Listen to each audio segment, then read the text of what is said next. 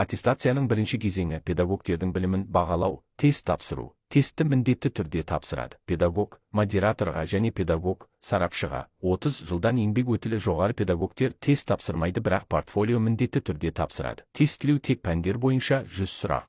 2024 жылы қыркүйек айынан бастап педагогтың үздіксіз кәсіби дамуының ұлттық платформасы ашылады. Педагогтер портфолионы 12 қосымшамен тапсыратын болады. 30 және одан да көп жыл педагогикалық өтілі бар педагогтер педагогтың білімін бағалау рәсімінен босатылады.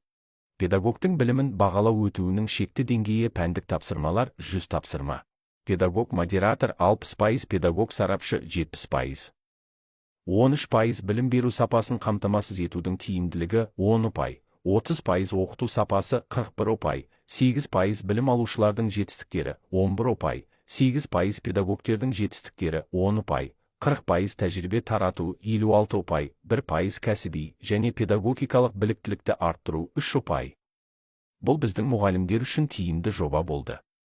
Себебі педагог зерттеуші және педагог шебер біліктілік санатын растаған кезде мұғалімдер тест тапсырмайды. Екіншіден, методиканы алып тастады. Тек қана өз пәнінен тапсырады.